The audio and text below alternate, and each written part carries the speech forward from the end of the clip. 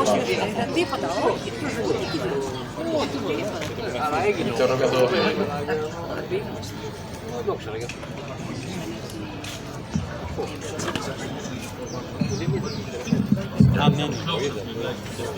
Δεν έγινε όσο πήγε, δεν είναι ανακοινώσει. Μάτως είχε βγει στο διαδίκτυο και είχαν κάνει αναρτήσεις.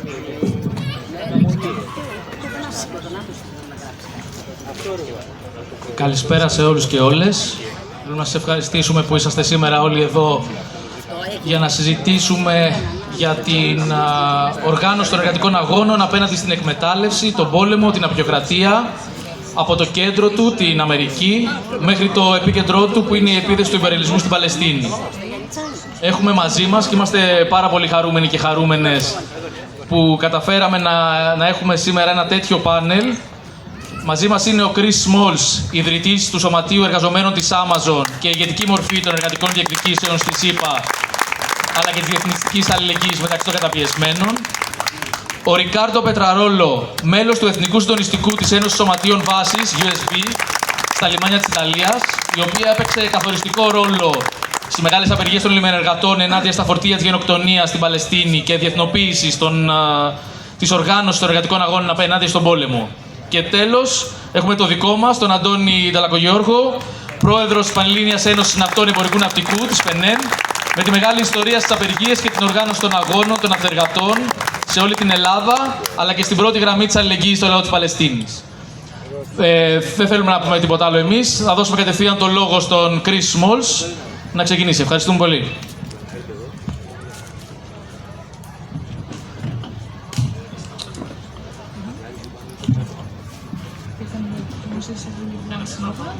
Okay. Hey everybody, I'm glad to be here with you all for the first time in Kalamata. I've been to Greece a few times and it's always an honor to come and share solidarity with my brothers and sisters from across the pond. So thank you all for being here tonight. For those who don't know, once again, I founded the Amazon Labor Union 4 years ago and represent over 8,300 workers in Staten Island, New York City. That being said, I'll take you briefly back into how we got started, but later on you'll have the opportunity to ask me questions about anything that you feel you want to speak about.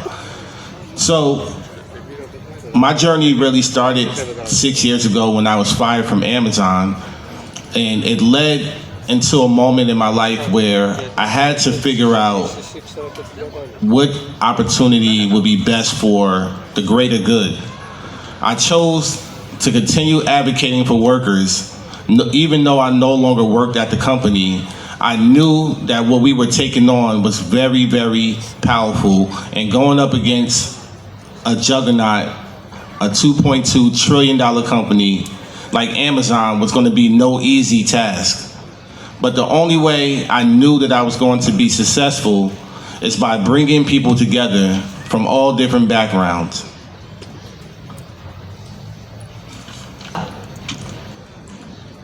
At the time, in the US, Amazon was deemed as a company that can never be unionized, as a company that can never be organized, and at the time, there was no union that existed for the company in the US. And the reason why I tell this story and this journey is because later on, down the journey, I realized that actually Amazon has been unionized for over a decade in other parts of the world. The difference is, in the US, our history of labor, our history of organizing in unions is not taught to us in our classrooms. These are things that we learn as we grow older, and these are things that we also learn by leaving the United States and visiting these countries where Amazon has been unionized. I had the opportunity to do that when I visited the trade unions in France, in the south of France, who've been unionized with the CGT for over 10 years, and learning that Amazon is not unorganizable, that Amazon can absolutely still be the company that it is today, even with unions within the workforce. So when people ask, how are we able to defeat a $2.2 trillion company, one of the most powerful companies in modern day history? Well, the answer is right here in this area, right here in this space. The answer is the power of people when we come together for one common cause. We've proven that we can take on the richest and the powerful. We can take on Jeff Bezos. We can defeat Amazon and organize our workplace. And that power comes from people organizing for one common cause. Amazon didn't understand collective power. Amazon didn't understand where we come from. Amazon underestimated its workers' ability to come together. And for that reason, we were successful in becoming the first union in American history. But that wasn't the end of the fight. That was only just the beginning.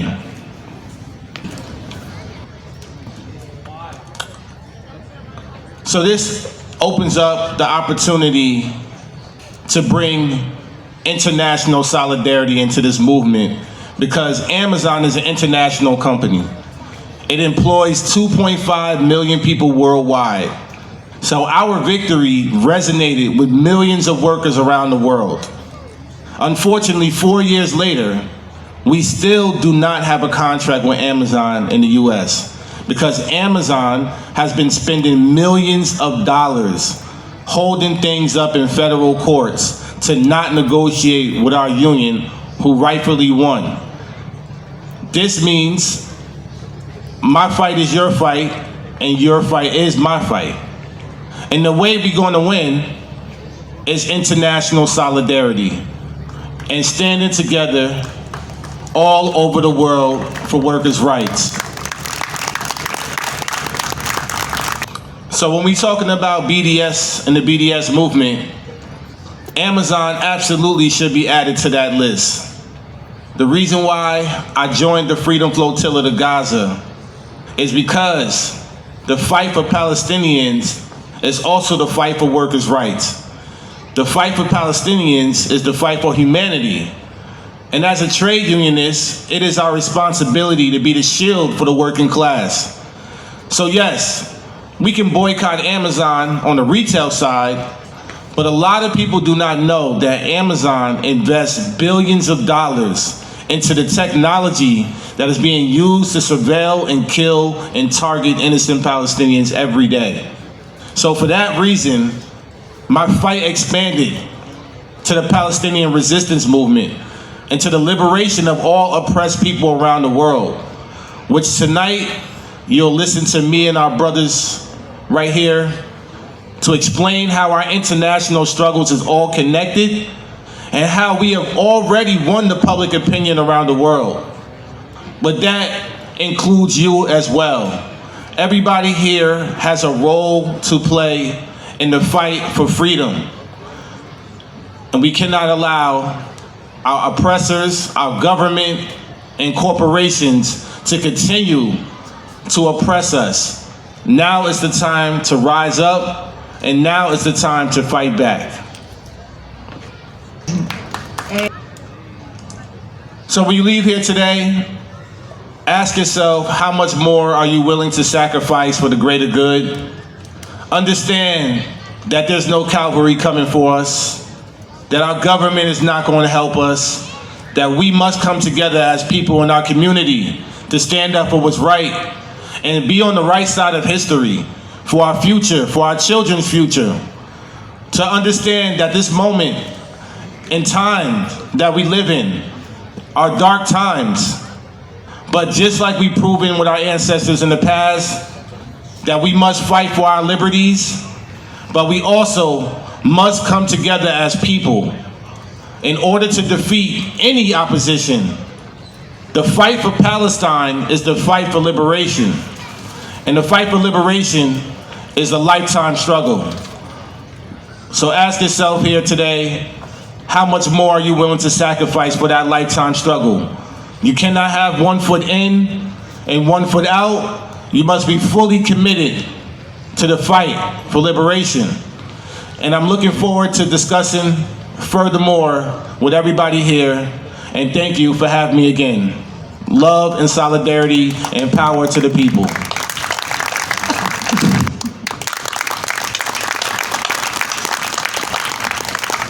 Ευχαριστούμε πάρα πολύ τον Chris. Σειρά έχει ο Ρικάρντο από την Ιταλία, από το USB.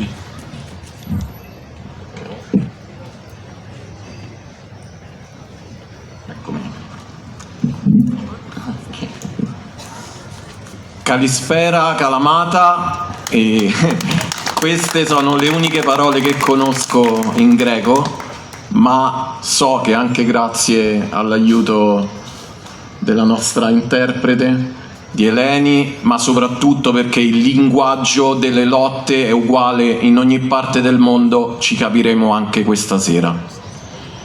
Per capire subito cosa unisce la questione palestinese con la lotta dei lavoratori bisogna immediatamente dire una cosa molto importante.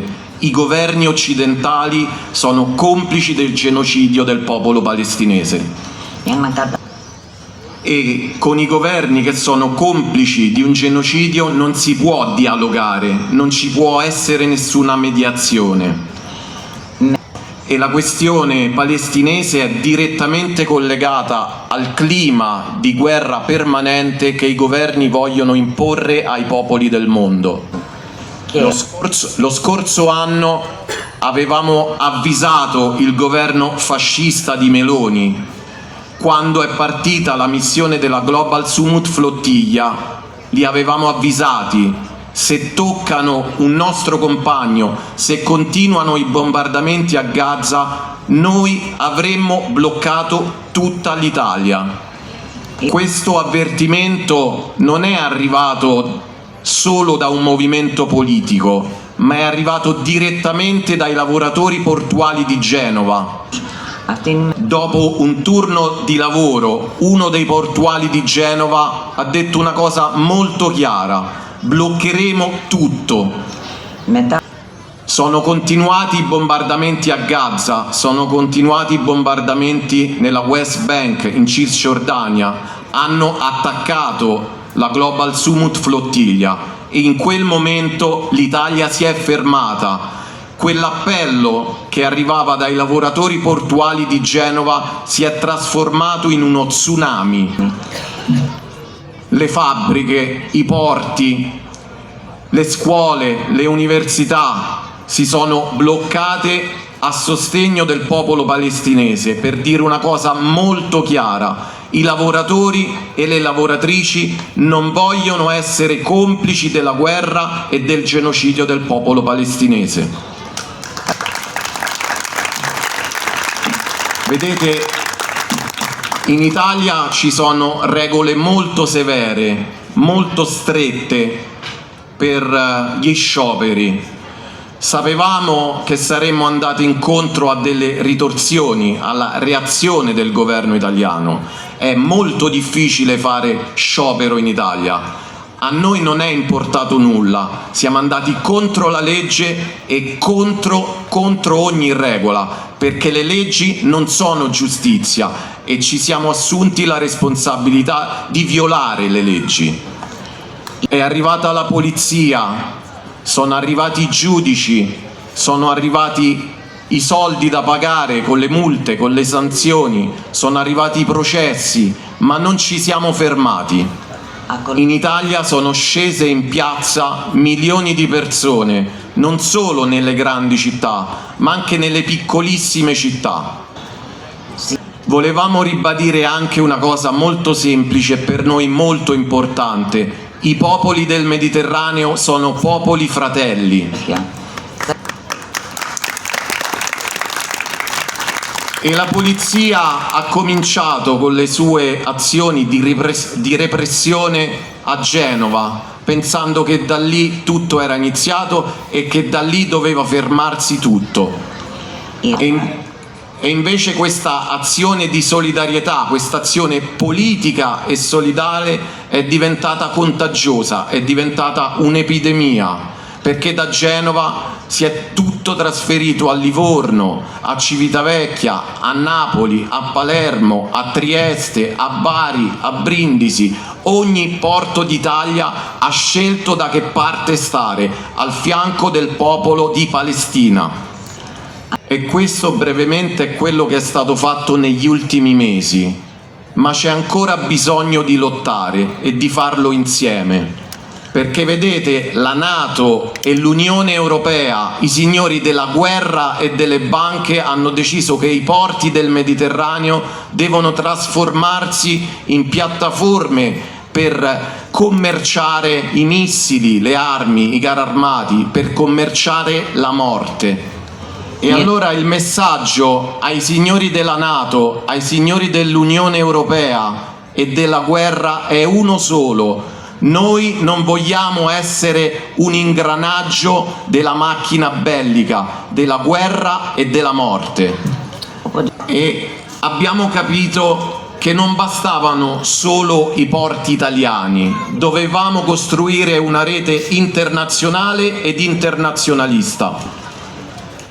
E allora lo scorso anno abbiamo costruito delle connessioni insieme ai porti del Mediterraneo e queste connessioni si sono trasformate a febbraio in un grande sciopero che ha bloccato più di 20 porti nell'intero Mar Mediterraneo. E non basta però, non basta, perché hanno di nuovo provato a fermarci, hanno di nuovo provato ad inviare la polizia, hanno di nuovo provato a delegittimare la nostra azione politica dicendo che eravamo complici del terrorismo. No, noi siamo amici dei popoli e nemici dei governi. E quindi ad ottobre faremo un altro sciopero, solo che questa volta non ci saranno 20 porti ma 35 porti del Mediterraneo, uniti nella lotta. E continueremo così, perché la lotta di chi sta ogni giorno, tutto il giorno, tutta la notte sulle banchine dei porti è la stessa lotta di chi sta oggi sotto le bombe del governo sionista. Ed è bene dire un'altra cosa molto chiaramente: il sionismo è il nuovo fascismo. È molto importante sottolineare queste cose, anche perché in Italia in realtà c'è già una legge che vieta di commerciare armi con i paesi che non rispettano i diritti umani e che sono coinvolti in conflitti, in guerre. Questa legge? Sì, esiste già. Esiste questa legge, ma il governo Meloni ha deciso comunque di fare business con il governo Netanyahu, con Israele e col sionismo. E allora, se non c'è il governo Meloni a rispettare i diritti umani, ci pensano i lavoratori portuali, costi quel che costi, anche se il governo Meloni manda la polizia. È molto importante continuare a costruire queste reti, queste connessioni, perché le lotte non devono fermarsi, perché la guerra non si è fermata, perché a Gaza c'è ancora in atto un genocidio, perché in Cisgiordania c'è ancora in atto un tentativo senza scrupoli di coloni assassini, e di fronte a tutto questo c'è bisogno di una lotta collettiva che unisca lavoratori e popoli. Ed è per questo che eventi come quello di oggi sono molto importanti, perché fanno parte di quella rete. Continuiamo così. Grazie per aver invitato USB, grazie per aver invitato i portuali di USB. Noi continueremo a bloccare i porti fino a che la Palestina non sarà libera, fino a che non cesserà lo sfruttamento.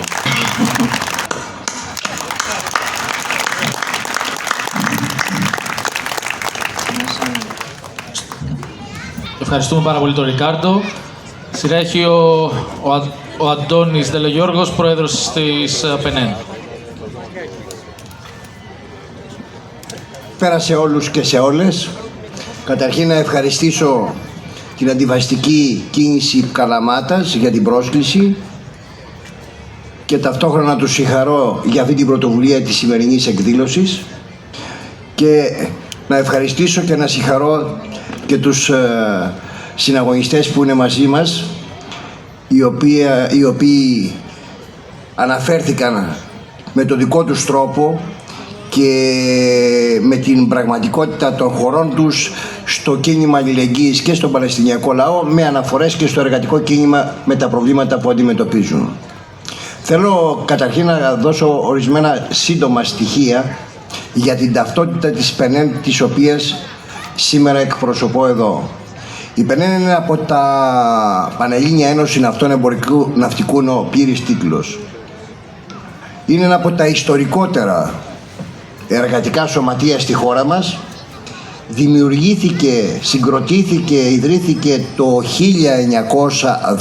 1902 με τον τίτλο Πανελλήνια Ένωση Ναυτοθερμαστών και το 1905 οι δύο κλάδοι διαχωρίστηκαν σε δύο διαφορετικά σωματεία και εκεί συγκροτήθηκε η Πανελλήνια Ένωση Ναυτών. Επίσης θέλω να δώσω ορισμένα στοιχεία για την αγωνιστική ταυτότητα της ΠΕΝΕΝ και δεν θα πάω πίσω, θα αναφερθώ μόνο σε ορισμένα χαρακτηριστικά στοιχεία που αφορούν την περίοδο του περασμένου έτους, δηλαδή του 2025. Η ΠΕΝΕΝ το 2025 πραγματοποίησε 29 ημέρες απεργίας και μέσα σε αυτές τις 29 ημέρες απεργίας να σημειωθεί ότι τις 24 τις έκανε μόνη της σαν εργατικό ναυτεργατικό σωματείο. Μέσα σε αυτές τις απεργίες για τις οποίες αναφέρομαι, να σημειώσω ότι ήταν η πραγματοποίησαμε το 2025, ένα χρόνο πριν από σήμερα, τη μεγαλύτερη και ιστορικότερη απεργία που έγινε στα πλοία της Αδριατικής, δηλαδή τη γραμμή Πάτρα, Ιγουμενίτσα, Ιταλία, η οποία διήρκησε 10 ημέρες. Απέναντί μας σε αυτή την απεργία είχαμε δύο μεγάλους κολοσσούς. Ο πρώτος ήταν ο μεγαλοεφοπιστής Ιταλός Εμμανουήλ Γκριμάλντι με τα πλοία τα οποία έχει δρομολογημένα στην γραμμή που σας είπα. Η εταιρεία του Γκριμάλντι είναι η μεγαλύτερη στον κόσμο στην κατηγορία των οχηματαγωγών πλοίων και είχαμε απέναντί μας τη μεγαλύτερη στην Ευρώπη εταιρεία επιβατηγών πλοίων που είναι ελληνική, η Attica Group.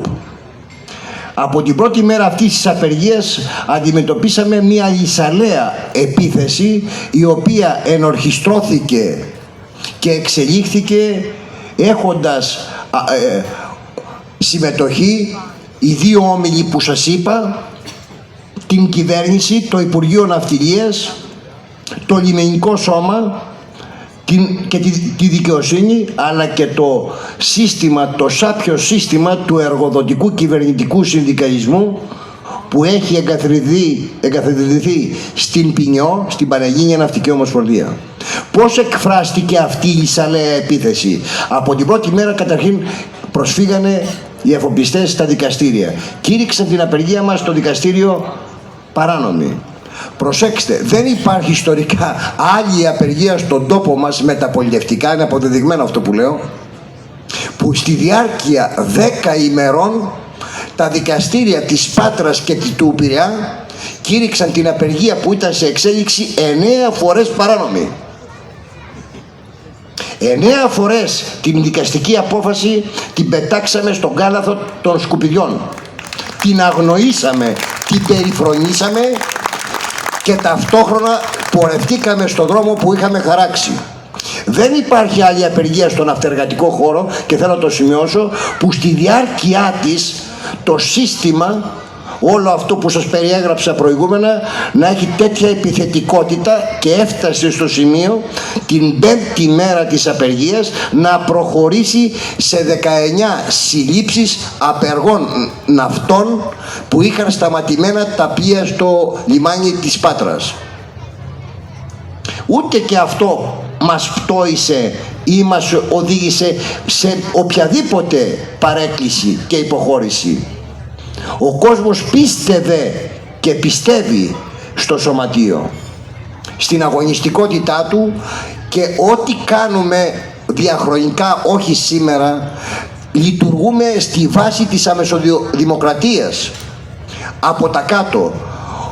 Έτσι γίνεται ο σχεδιασμός, έτσι διαμορφώνονται τα αιτήματα, έτσι τίθονται οι διεκδικήσεις μας. Με όρους άμεσης δημοκρατίας, με την εμπλοκή και τη συμμετοχή των μελών μας. Και βέβαια αυτή η απεργία και άλλοι που θα σας πω παρακάτω δεν ήταν κάτι το τυχαίο, είναι αποτέλεσμα μιας μακρόχρονης προσπάθειας να δημιουργήσουμε τους δεσμούς και τις σχέσεις με τους ναυτεργάτες και τον κλάδο μας, έτσι ώστε να μας εμπιστευτούν σε ένα άλλο δρόμο που έχουμε χαράξει για την αντιμετώπιση των ναυτεργατικών και εργατικών προβλημάτων. Μετά από αυτή την απεργία, η οποία το σημαντικότερο είναι, δεν είναι ότι άντεξε, δεν είναι ότι πέτυχε. Το σημαντικότερο είναι, αγαπητοί φίλοι και φίλες, ότι κέρδισε. Είχε νικηφόρο αποτέλεσμα ως προς τα αιτήματα τα οποία θέσαμε, και χαρακτηριστικά να αναφέρω, χωρίς να μπω σε λεπτομέρειες, τα 3 από τα 5 αιτήματα ικανοποιήθηκαν πλήρως. Αυτό είναι μια μεγάλη υπόθεση για το εργατικό κίνημα σήμερα. Τα αποτελέσματα δηλαδή των αγώνων να έχουν νικηφόρο αποτέλεσμα.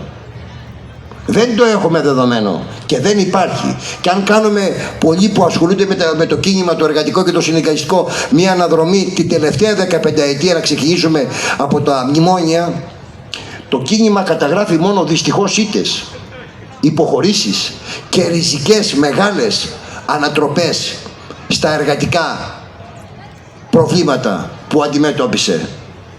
Και αυτό το βλέπουμε σε όλους τους τομείς.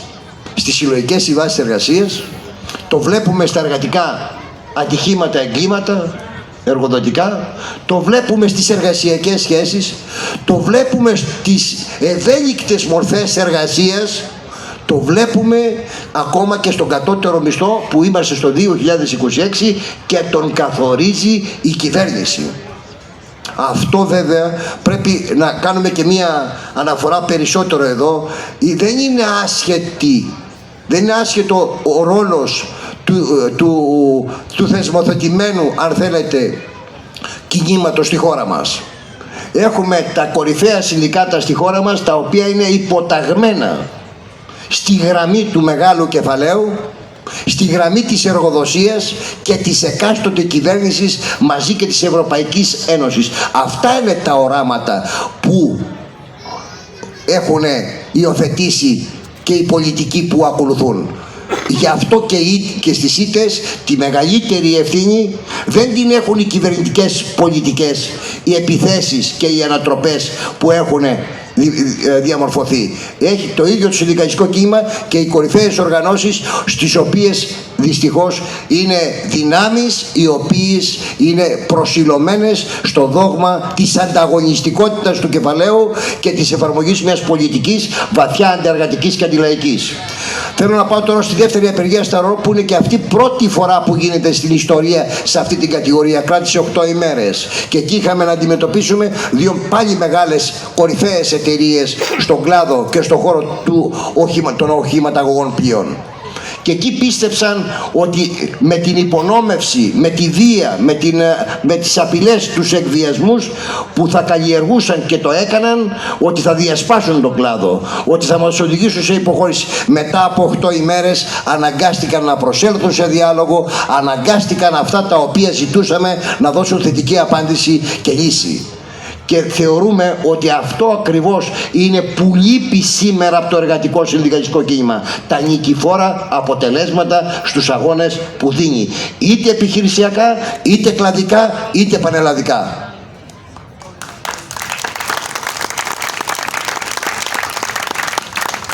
Συναγωνιστές και συναγωνίστρες, διανύουμε μία περίοδο στον κόσμο η οποία ίσως περισσότερο από ποτέ τα τελευταία χρόνια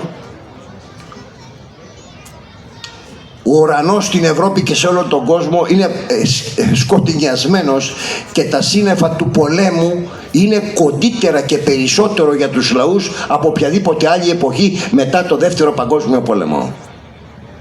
Βλέπουμε καθημερινά αυτούς τους ανελαίητους πολεμικούς, στρατιωτικούς και οικονομικούς ανταγωνισμούς μεταξύ των διαφόρων μπλοκ του ιμπεριαλισμού. Βλέπουμε την επιθετικότητά τους σε πολλές περιοχές. Πού να πάμε? Στη Βενεζουέλα, στην Κούβα, στην Παλαιστίνη, στη Μέση Ανατολή? Σε όλον τον κόσμο υπάρχει μια όξυνση των ιμπεριαλιστικών αντιθέσεων και της επιθετικότητάς τους, που μεταφράζεται δυστυχώς στο αιματοκύλισμα λαών και στην καταλήστευση χωρών και περιοχών σε όλον τον πλανήτη.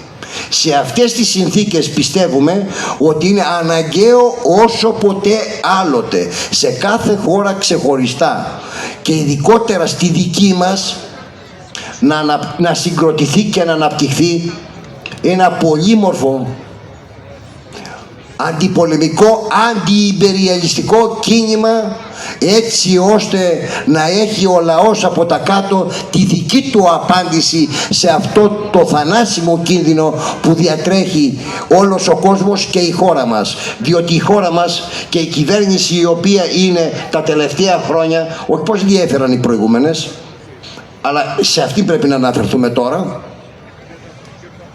έχει εμπλέξει τη χώρα μας σε όλα τα πολεμικά παιχνίδια και στους ανταγωνισμούς. Βλέπουμε τη θέση και τη στάση τους απέναντι στον πόλεμο Ουκρανίας-Ρωσίας, που όλο το δυτικό μπλοκ συνασπισμένο δίνει γη και είδωρ στο Ζελένσκι στον πόλεμο κατά της Ρωσίας. Βλέπουμε τη θέση και τη στάση της κυβέρνησης στη Μέση Ανατολή. Τη βλέπουμε ειδικότερα από την αισχρή, κατάπτυστη, επέσχυτη στάση απέναντι στην Παλαιστίνη. Και το πώς αυτή τη στιγμή δυστυχώς η Ελλάδα είναι από τις χώρες της Ευρώπης που έχει τις πιο στενές σχέσεις με το κράτος δολοφόνο του Ισραήλ. Σχέση στρατηγική, σχέση στρατιωτική, αναπτυγμένες οικονομικές, διπλωματικές και πολιτικές σχέσεις, και είναι σταθερά στο πλευρό του Ισραήλ και του εγκληματία πολέμου Νετανιάχου, στον πόλεμο τον οποίο έχει εξαπολύσει ενάντια στην Παλαιστίνη.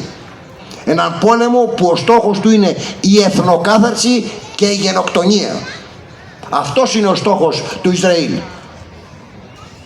Θέλω να πω δύο κουβέντες για τη στάση μας σαν σωματείο σε αυτόν τον πόλεμο από την αρχή και να επισημάνω 3-4 πράγματα και να δώσω στο τέλος μια εκτίμηση το πώς είναι σήμερα το κίνημα και πώς πρέπει να αναπτυχθεί παραπέρα. Να πω καταρχήν, σαν Μπενέν, ήμασταν το πρώτο σωματείο στην Ελλάδα που την επόμενη ημέρα της πολεμικής επίθεσης του Ισραήλ στη Γάζα βγάλαμε ανακοίνωση. Ήμασταν το πρώτο εργατικό σωματείο στην Ελλάδα που σήκωσε στο σωματείο μια τεράστια γιγάντια σημαία της Παλαιστίνης, με ό,τι συμβολίζει αυτό. Ήμασταν το πρώτο εργατικό σωματείο στην Ελλάδα το οποίο οργάνωσε εκδήλωση, συζήτηση με τις παλαιστινιακές οργανώσεις και με τους Παλαιστίνιους στην Ελλάδα σχετικά με την κατάσταση που είχε διαμορφωθεί. Και είμαστε το πρώτο εργατικό σωματείο στην Ελλάδα που συνδιοργανώσαμε την πρώτη ανοιχτή συγκέντρωση, διαδήλωση στην Αθήνα στο Σύνταγμα με πορεία την Ισραηλινή πρεσβεία. Το διάστημα αυτό των 2,5 και πλέον χρόνων, συμμετέχοντας ενεργά στην πρωτοβουλία πρωτοβάθμιων σωματείων που συγκροτήσαμε πριν 4 χρόνια, πρωτοβάθμιων σωματείων και συλλογικότητων, έχουμε συμμετάσχει σε δεκάδες, πολλές δεκάδες δράσεις, κινητοποιήσεις, συγκεντρώσεις και διαδηλώσεις στην Αθήνα, στον Πειραιά και σε άλλες πόλεις, για να βάλουμε μπλόκο. Τελειώνω. Okay. Λοιπόν, για να βάλουμε μπλόκο σε αυτή τη σχέση και τη συνεργασία της Ελλάδας, της κυβέρνησης με το Ισραήλ. Ξεχωριστές κινητοποιήσεις κάναμε σαν σωματείο και αυτές έχουν ενδιαφέρον για να καταγγείλουμε το ρόλο των Ελλήνων εφοπλιστών, που είναι οι τροφοδότες μέσω των πλοίων τους, είτε είναι φορτηγά είτε είναι δεξαμενόπλια, που μεταφέρουν πετρέλαιο αλλά και στρατιωτικό υλικό στο Ισραήλ. Είναι χαρακτηριστική η κινητοποίηση που κάναμε στην έδρα της εταιρείας του Βαρδινογιάννη, όταν διαπιστώθηκε ότι πετρελοφόρα δεξαμενόπλια της εταιρείας μεταφέρουν συστηματικά και επαναλαμβανόμενα καύσιμα στο Ισραήλ. Είχαμε ενεργό συμμετοχή σε όλες τις κινητοποιήσεις που γίνανε στο λιμάνι, είτε αυτές αφορούσαν το μπλόκο σε κοντέινερ, τα οποία κοντέινερ είχαν προορισμό μέσω του Πειραιά το Ισραήλ, αλλά και στην επιχείρηση να μπλοκάρουμε 4 φορές αυτό το πειρατικό κρουαζερόπλιο που γυροφέρνει στα ελληνικά νησιά και πέρυσι και φέτος, και μεταφέρει μεταξύ των άλλων και στρατιώτες δολοφόνους που κάνουν ανάπαυλα από τον πόλεμο για να κάνουν τις διακοπές τους. Θεωρούμε συναγωνιστές και συναγωνίστριες ότι έγιναν πολλά γύρω από το ζήτημα της αλληλεγγύης στον Παλαιστινιακό λαό. Πρέπει να ομολογήσουμε όμως ότι αυτά τα πολλά δεν συνέβαλαν να αλλάξει στάση η ελληνική κυβέρνηση. Και εδώ πρέπει να δούμε πολλά προβλήματα που έχουν σχέση και με το κίνημα αλληλεγγύης στην Παλαιστίνη, και να πω μια εκτίμηση: δυστυχώς το κίνημα αλληλεγγύης δεν έχει διαπεράσει τις γραμμές, τον κόσμο της εργατικής τάξης και των σωματιών. Και αυτό φαίνεται και αποκαλύπτεται από το μέγεθος των κινητοποιήσεων και των δράσεων που έχουν αναπτυχθεί. Αν είναι σωστή η εκτίμηση αυτή, μπαίνει και το καθήκον μπροστά μας, αυτό να το παλέψουμε πιο αποφασιστικά, ειδικά οι δυνάμεις μέσα στα συνδικάτα που έχουν αναφορά στην αλληλεγγύη στον Παλαιστινιακό λαό και έχουν αναφορά στην πάλη κατά του υπεριαλισμού και των πολέμων.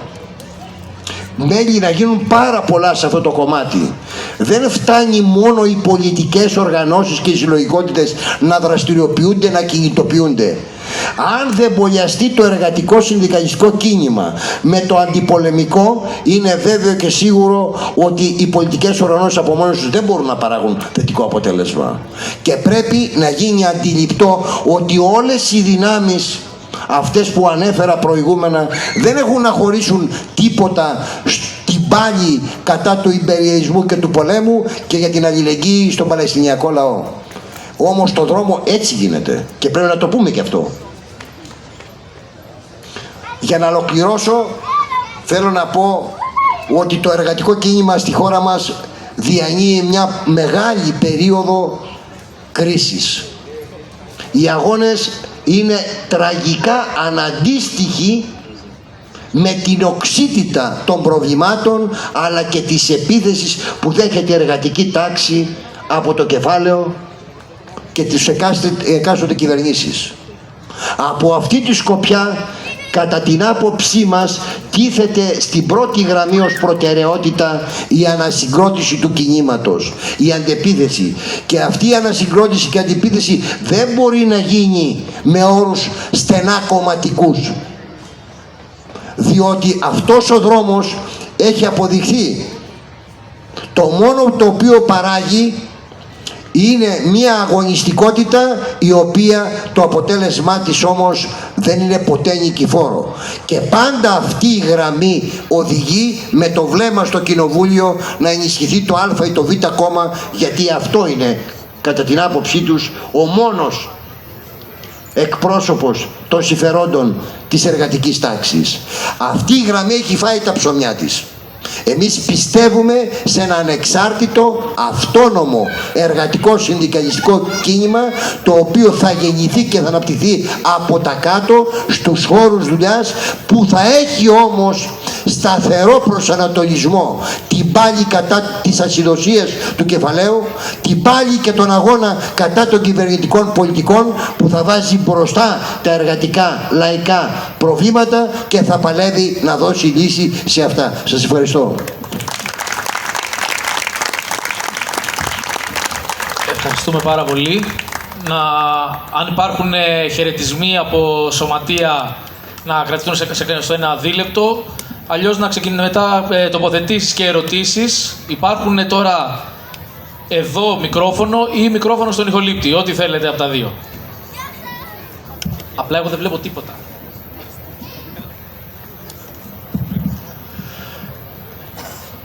Καλησπέρα.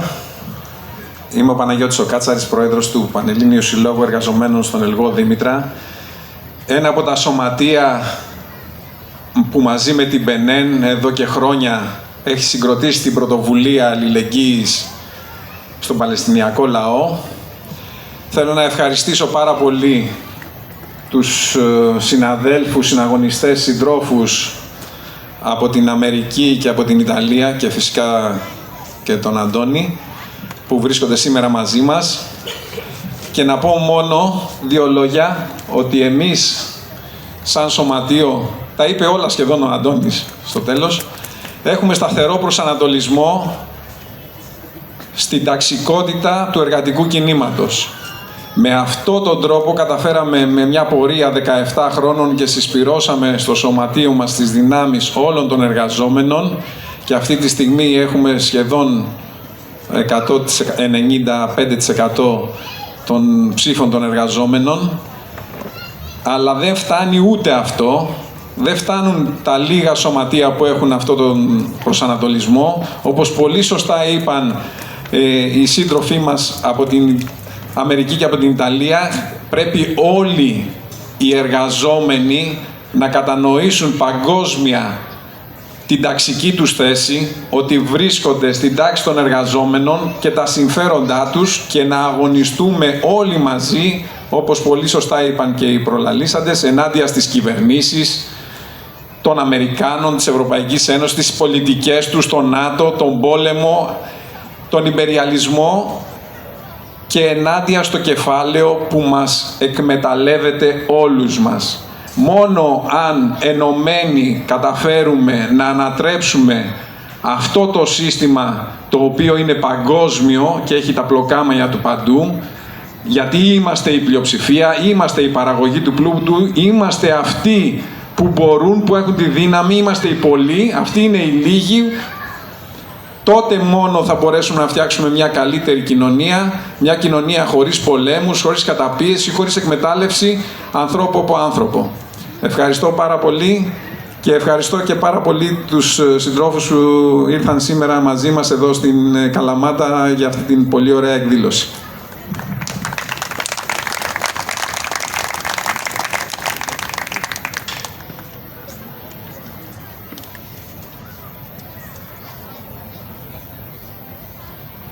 Καλησπέρα.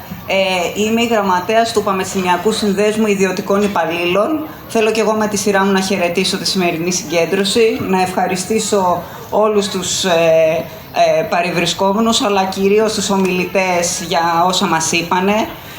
Νομίζω ότι όλοι καταλάβαμε ότι σήμερα ζούμε σε δύσκολους, σκοτεινούς καιρούς και η αντίδραση απέναντι στα συνδικαλιστικά κινήματα είναι περισσότερο λυσαλέα από ποτέ. Απέναντι σε αυτή την αντίδραση, το μόνο μας όπλο, όπως είπαν και οι ομιλητές, είναι η αλληλεγγύη.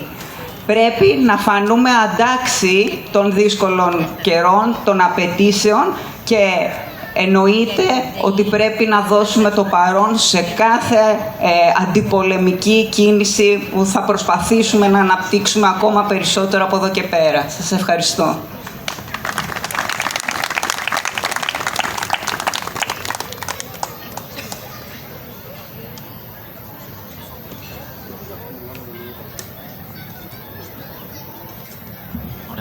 Αν δεν υπάρχει άλλος χαιρετισμός, να προχωρήσουμε σε ερωτήσεις ή τοποθετήσεις.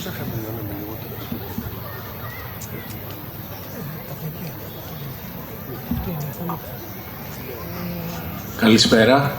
Ευχαριστούμε πάρα πολύ που είστε εδώ μαζί μας και για όλα όσα ακούσαμε.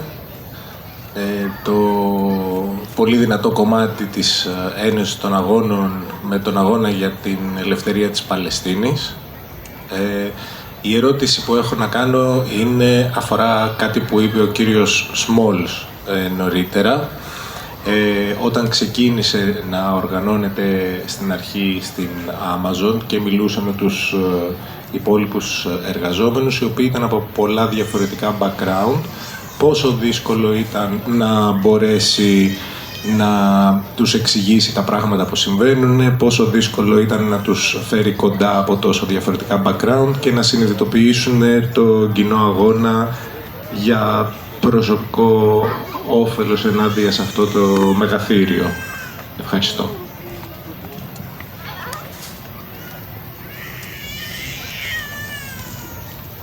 Great question.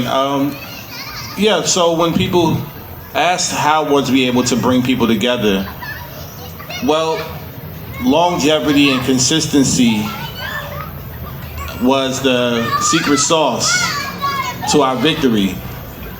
I set up an encampment outside of the warehouse that fired me for over 300 plus days.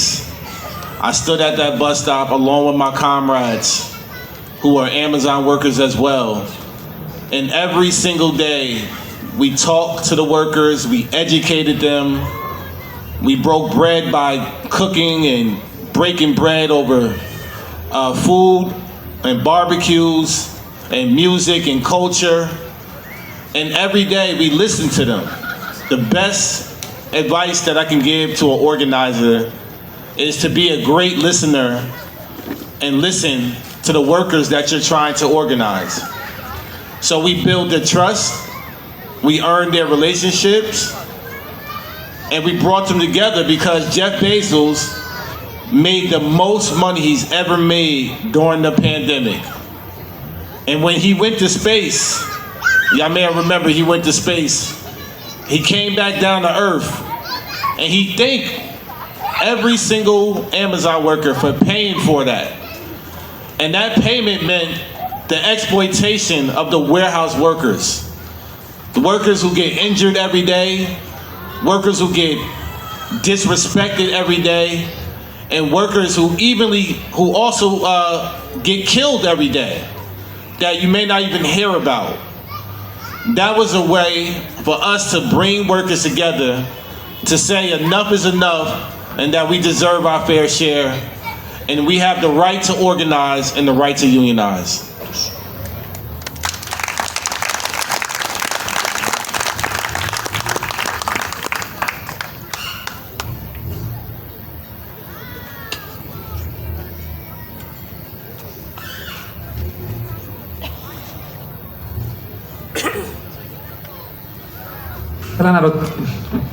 Καλησπέρα και από μένα. Ήθελα να ρωτήσω, ακούσαμε πάρα πολλά για το αντιπολεμικό κίνημα στην Ιταλία.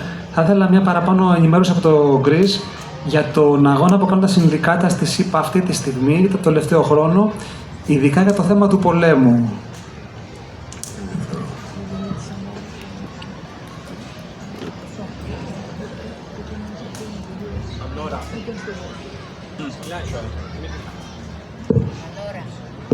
Ok. Allora, come dicevo prima, in Italia sono stati organizzati alcuni scioperi molto importanti contro la guerra e contro il genocidio. La cosa più importante è stata quella di organizzare questi eventi, questi scioperi contro la legge che ci imponeva di non fare quegli scioperi. Io credo che la cosa più importante è stata in Italia, ma anche negli altri paesi che subito dopo si sono organizzati, la cosa importante è stata quella di capire che da ogni parte del Mediterraneo ci sono gli stessi problemi, perché se si seguono i fiumi di soldi che dalle banche vanno ai fondi di speculazione, si capisce che lo sfruttamento dei lavoratori è legato al bombardamento a Gaza. Sono letteralmente le stesse persone, sono gli stessi assassini.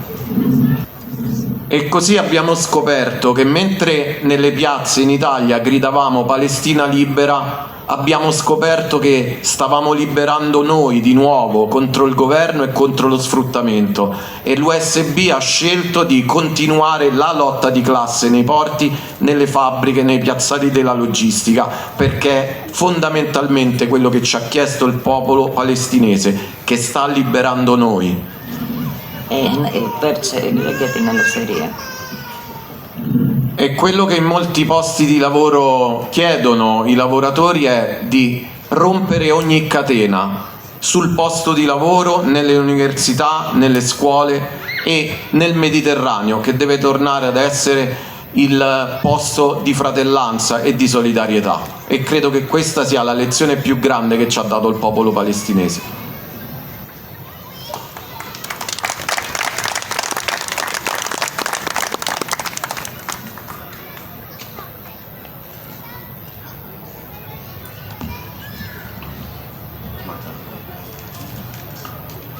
Unfortunately, in the U.S., the trade union movement is failing the working class.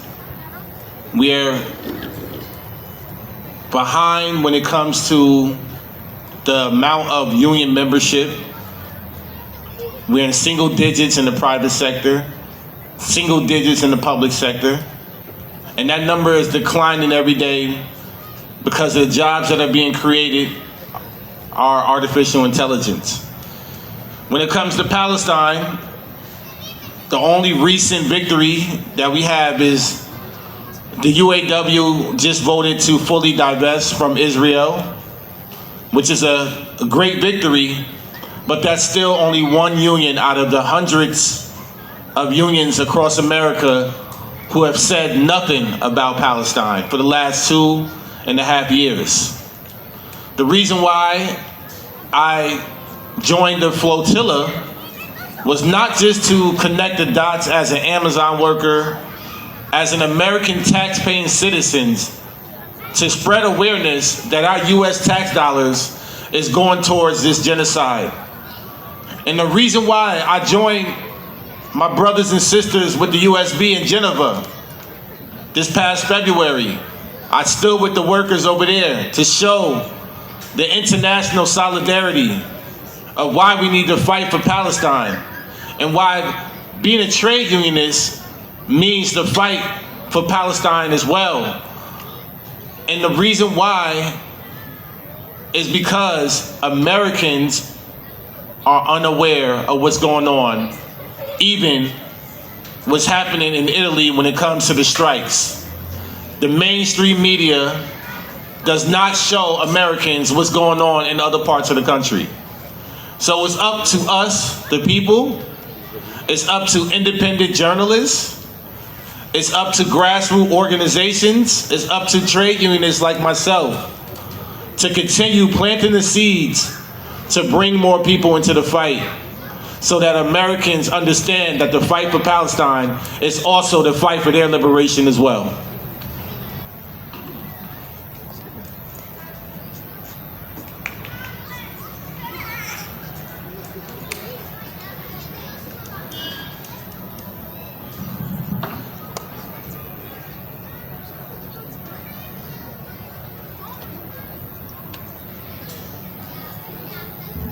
Κάποιος άλλος, κάποια άλλη ερώτηση ή τοποθέτηση?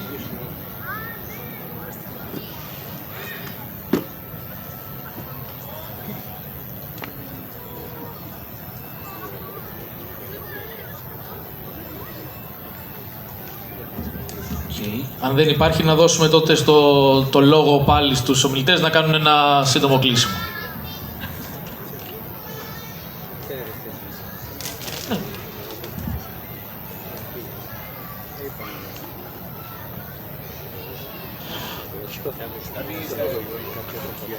Is it on? That means that everybody here is great listeners. I love that. But on a serious note, the reason why international solidarity will be the way to free the people of Palestine, but not only ourselves. It's because there is no Calvary coming for us. Everybody here is a part of the revolution.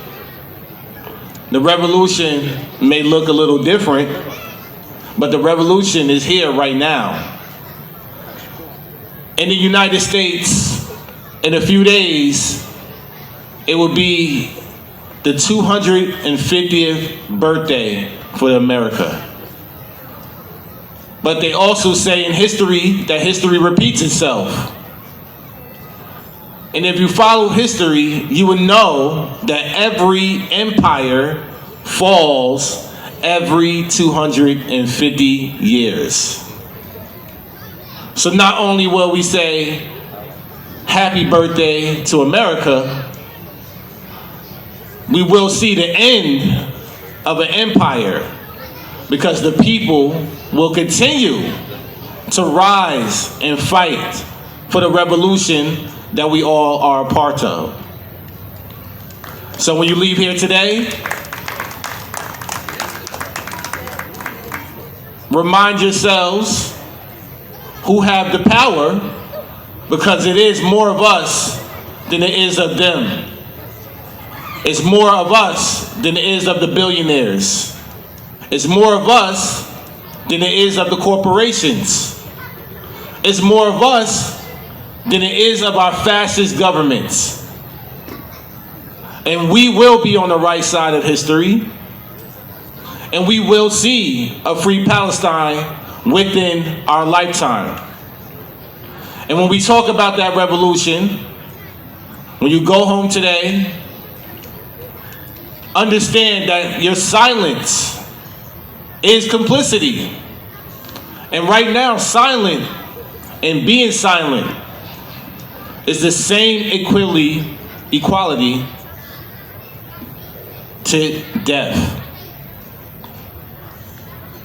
When we talk about the revolution, understand that the revolution starts with yourself.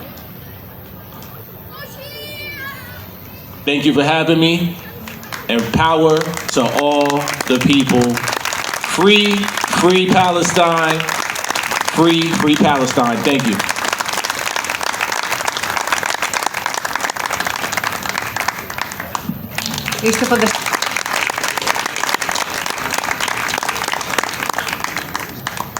In questi mesi abbiamo detto che nei porti non sono benvenuti i trafficanti di armi, e vogliamo anche dire che non sono benvenuti i turisti dell'IDF nei nostri porti. No welcome IDF tourist.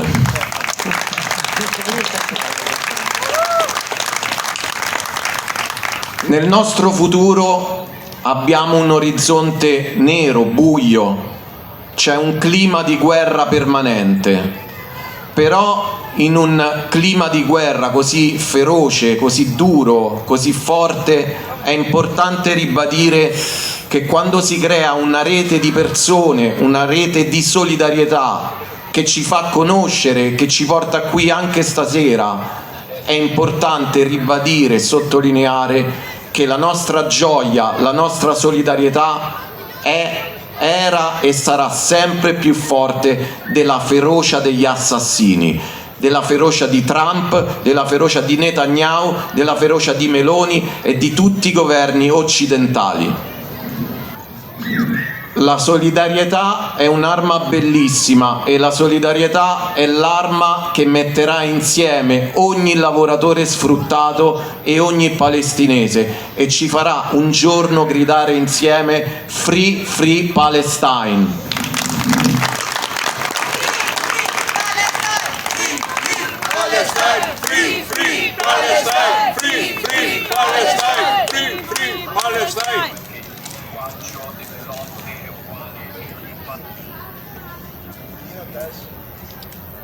Ναι.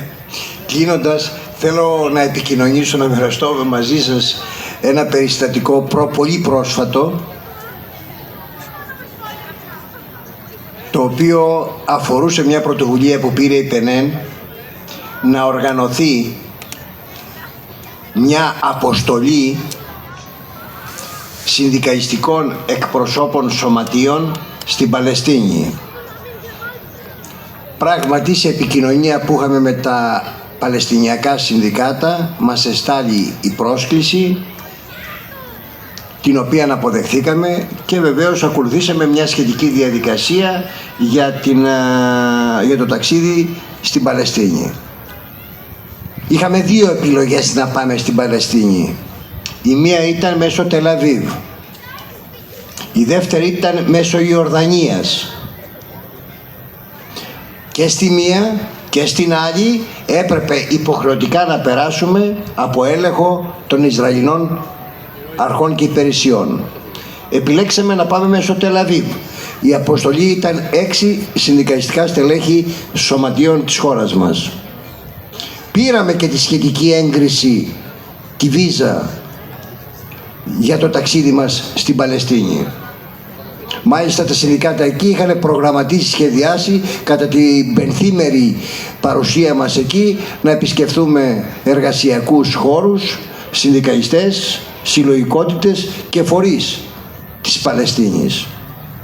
Όταν φτάσαμε λίγο πριν τα μεσάνυχτα στο αεροδρόμιο του Τελαβίβ και πήγαμε να περάσουμε τον έλεγχο, γιατί μας περίμενε ένα βανάκι απ' έξω από τη Ραμάλα για να μεταβούμε εκεί, μας ζητήσαν τα διαβατήρια, τα δώσαμε τα διαβατήρια, έκαναν έναν έλεγχο, μετά τον έλεγχο των διαβατηρίων μας σταματάνε, πέρασε όλο το υπόλοιπο γκρουπ της πτήσης που συνταξιδεύαμε και μας άφησε στο τέλος. Μετά από μισή ώρα περίπου μας λένε το σκοπό για τον οποίο θέλουμε να πάμε στη Ραμάλα.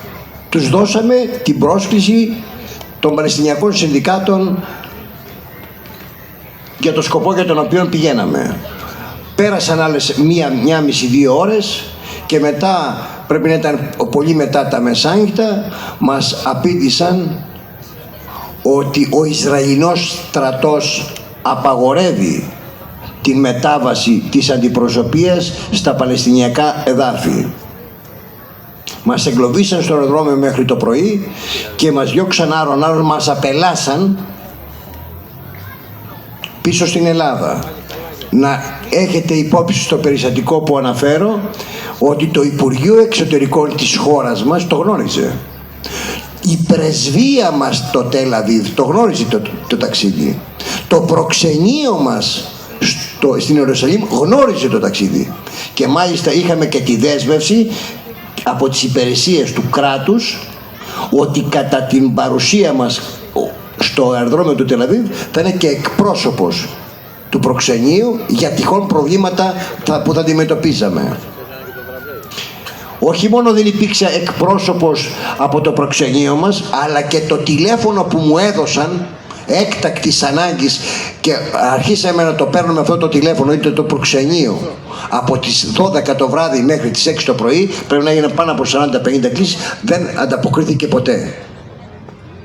Το λέω αυτό το περιστατικό για να απαντήσω σε αυτούς τους αισχρούς φιλοσιωνιστές, προπαγανδιστές τύπου Άδωνη, που λένε και διατυμπανίζουν καθημερινά ότι το Ισραήλ είναι η καλύτερη δημοκρατία της Μέσης Ανατολής.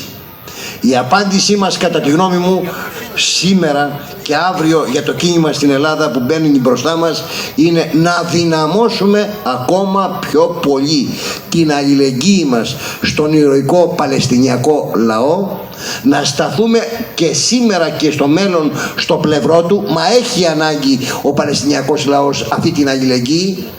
Είναι η δική μας η φωνή στην Ελλάδα, στην Αμερική, στην Ιταλία και σε όλο τον κόσμο που πρέπει να περάσει μέσα στους λαούς, έτσι ώστε να σταματήσει αυτή η δολοφονική μανία του Ισραήλ κατά του Παλαιστινιακού λαού. Λευτεριά και νίκη στον ηρωικό Παλαιστινιακό λαό.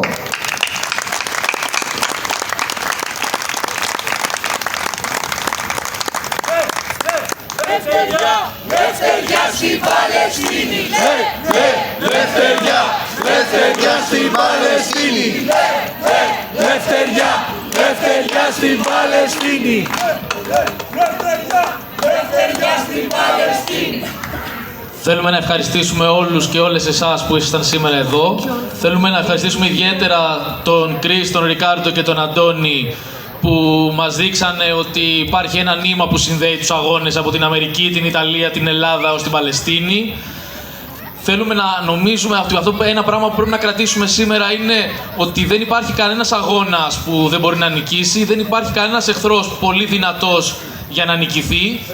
Έναν τέτοιο αγώνα έχουμε μπροστά μας και είναι αυτός της Ισραηλινής επένδυσης στο Μπουρνιά που θέλουν να κλείσουν την παραλία, που θέλουν να αλλάξουν τον τόπο μας και την πόλη μας, που θέλουν να γεμίσουν την πόλη μας με Ισραηλινούς που θα έρθουν να κάνουν και αυτοί διακοπές απέναντι εν μέσω γενοκτονίας. Οπότε θέλουμε να καλέσουμε όλους και όλες εσάς να στηρίξουν όλες τις κινητοποιήσεις που θα γίνουν το επόμενο διάστημα γι' αυτό, να στηρίξουν τα σωματεία, γιατί είναι σημαντικό τα σωματεία να έχουν δύναμη για να συνεχίσουν τον αγώνα. Είναι σημαντικό επίσης και τα σωματεία να στηρίξουν τους αγώνες του λαού για ειρήνη, τους αγώνες του λαού για ελευθεριά, τους αγώνες του λαού και όλων των λαών για ελευθεριά στην Παλαιστίνη.